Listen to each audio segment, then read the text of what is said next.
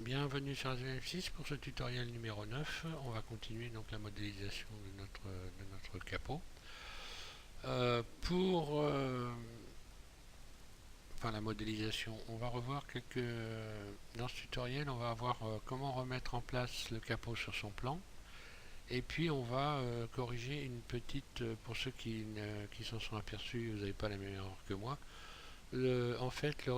Ici l'ouverture des barres de soutien de phare se situe par ici et non ici, donc on va rectifier ça et puis on va mettre le plan en place, on va remettre le capot sur le plan en place. Donc moi je l'ai déjà fait et je vais vous expliquer ce qu'il faut pas faire pour ne pas avoir des mauvaises surprises. Donc si votre capot, une fois que vous l'avez remis au dessus comme ceci, sur la vue de dessus, vous l'avez repositionné comme ceci, s'il est trop large, vous allez pouvoir utiliser ici cette poignée de déformation là pour l'élargir. Jusqu'à là, il n'y aura pas de souci. Par contre, si vous devez agrandir cette face là pour ramener votre capot par ici vers la droite, il faudra sélectionner, il faudra vous mettre en mode Edit, puis en mode transparent, puis sélectionner cette partie là et la déplacer non plus avec les poignées de déformation, mais ici avec la poignée donc de déplacement, comme ceci. Si vous utilisez la poignée de déformation, vous allez automatiquement déformer ici cet arrondi et après le capot sera complètement faussé.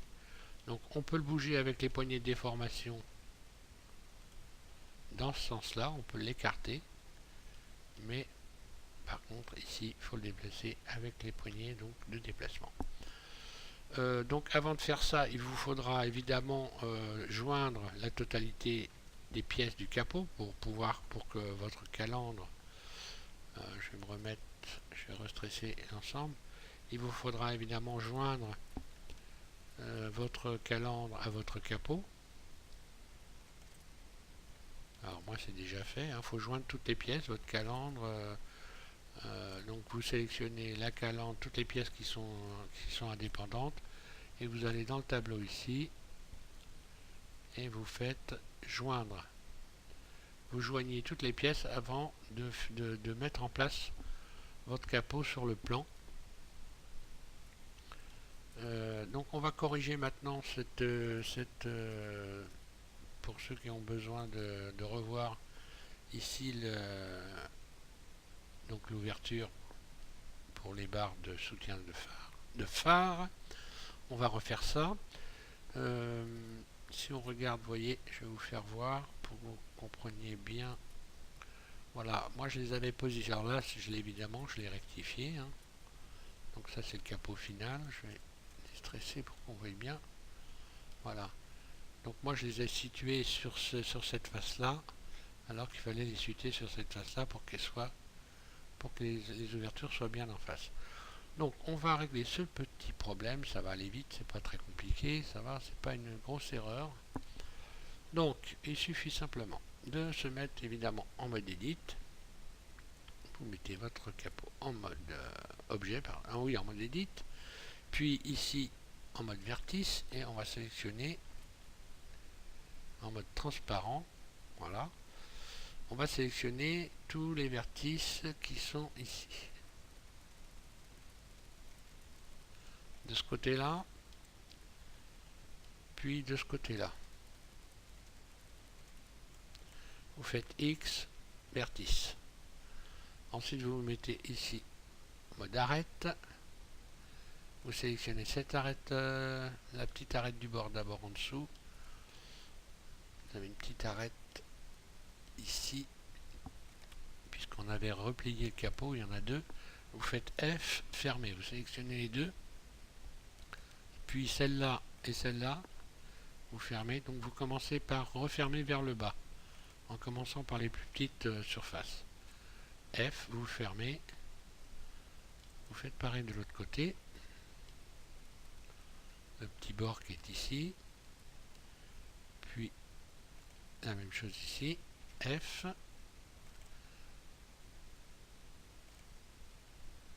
et ainsi de suite. Voilà, on a refermé toutes nos faces.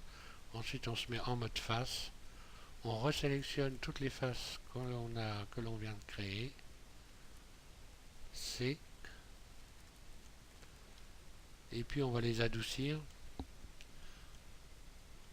voilà, pour être sûr qu'il n'y a pas de souci après au rendu de votre vidéo. Une fois qu'on a fait ça, on va donc baisser les ouvertures. Il suffit de resélectionner cette face là puis celle là, vous faites Alt E, donc vous avez comme pour les ouvertures la fois précédente, vous cliquez un clic gauche sur région et tout de suite derrière un nouveau clic gauche pour libérer la souris. Là il n'y a plus qu'à faire ici en mode individuel, important, on se met en mode individuel, on fait surface, voilà, vous refaites comme ceci,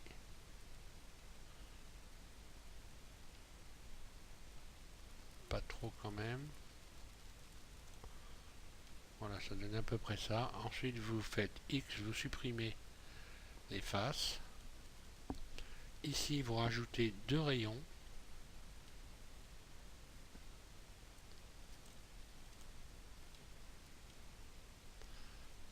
je vais distresser le tout pour qu'on voie bien, parce que là vous rajoutez 2 rayons ici. Ensuite on se remet en mode vertice, vous sélectionnez en premier ce vertice là, puis en second celui-ci, et vous allez aller fusionner, on va dans le tableau en haut, vous allez fusionner ici au dernier. Donc en premier on sélectionne celui-là, puis en second celui-là, et ici on va fusionner évidemment au dernier, ce qui rapproche le premier qu'on a sélectionné du dernier qu'on a sélectionné. Ensuite vous faites C, vous sélectionnez ce groupe ici, vous allez le faire glisser, ouais, je vais peut-être faire l'autre côté, non, quand même en même temps, comme ça sera fait.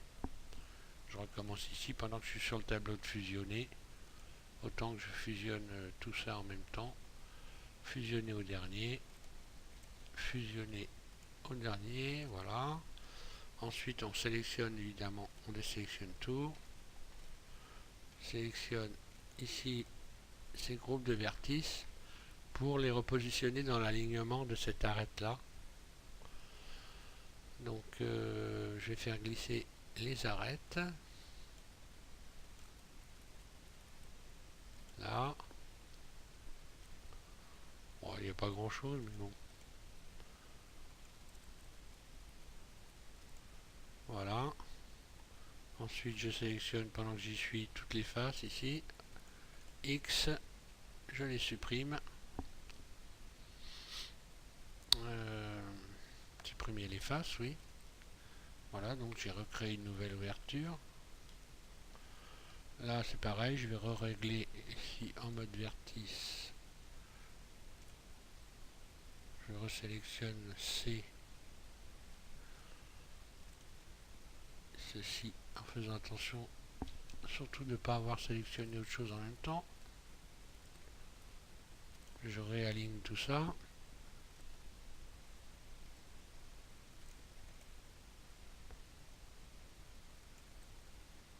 Voilà, je vais faire pareil maintenant. Je me mets en mode face, je sélectionne toutes les faces, X face. Ensuite, on va sélectionner cette arête là, puis celle-ci. Ici en mode individuel, on fait surface. Vous la réduisez comme ceci. Ensuite, on va reprendre les rayons un par un et on va les faire glisser pour les ramener, les rapprocher de ce rayon là, de ce vertice là. Vous rapprochez donc les vertices comme ceci. Alors pour avoir un bel arrondi, vous pouvez faire glisser aussi les vertices dans ce sens-là, ou même une fois encore, éventuellement refaire une surface ici. Alors je ne vais pas la faire maintenant parce qu'il faut la faire en même temps des deux côtés. Donc là, je fais pareil, je fais faire glisser mes vertices, les ramener comme ceci, à peu près pareil de chaque côté, hein.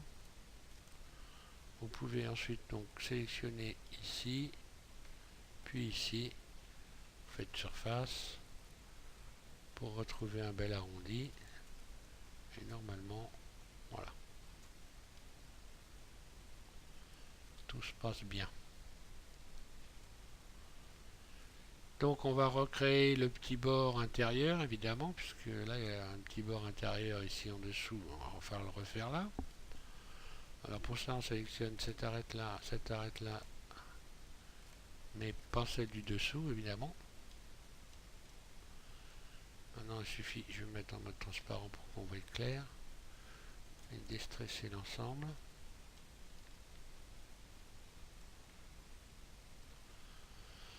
Ici on va sélectionner la poignée donc de déplacement. Je vais même mettre le curseur 3D. Voilà, comme ça on verra bien. Donc on va extruder vers l'intérieur pour arriver à rejoindre ici le bout du petit bord ici. Je vais me mettre en mode vertice, on verra mieux. Donc on redonne une petite épaisseur. Puis il suffit de sélectionner le dernier ici, le dernier vertice, puis de le fusionner à celui du bord. J'espère que je me fais bien comprendre. Donc fusionner au dernier pour fermer tout ça. Là c'est pareil. Je resélectionne celui-là, puis celui du bord en dernier, fusionner au dernier. Et là, si je stresse l'ensemble, vous voyez, il n'y a pas de problème dans le maillage. D'ailleurs, pendant qu'on voit le maillage comme ça, quand vous regardez votre maillage noir comme ça, vous pouvez en profiter pour voir si tout votre maillage est correct. Si vous voyez des petits méli-mélos, des espèces de méli-mélos dans le maillage, c'est qu'il va falloir regarder, et c'est que vous avez un problème dans votre modèle. Et il faut remettre les choses en place. Le maillage doit être régulier. Donc ensuite, je vais faire exactement pareil pour ce côté-là.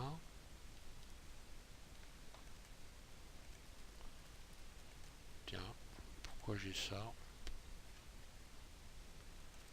Je n'en sais rien. Voilà, bah simplement parce que j'ai pas du tout. Il y a eu des sélections. J'ai pas désélectionné correctement. Il faut faire attention quand on fait des sélections. Donc là, je fais pareil. Hein. Poignée de extrude. Je rentre une petite surface à l'intérieur.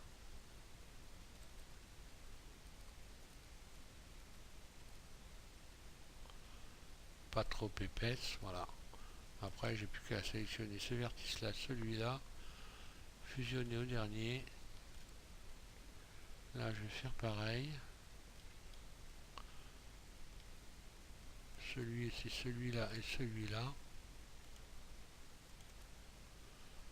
Et là, je dois retrouver une forme de capot qui est correcte. Et donc, les ouvertures qui sont au bon endroit. Voilà.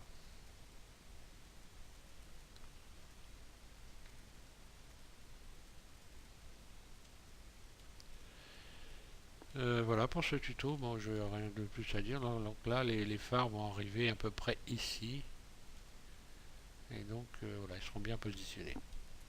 Bon, normalement, cette fois-ci, il n'y a pas de retouche à faire. Hein, normalement, je pense que on est au carré. Ça pourrait arriver éventuellement. On verra dans la suite dans la modélisation, mais normalement notre capot là il verra vraiment terminé et normalement vraiment plus rien à faire. Donc on va donc passer au tutoriel numéro 10 Et puis on va modéliser les ailes. Je vous invite à continuer votre modélisation. Donc là vous rentrez sur SVM6. J'espère pour vous que tout se passe bien. Et puis en attendant, je vous souhaite une bonne modélisation. Et puis à bientôt sur SVM6. Merci.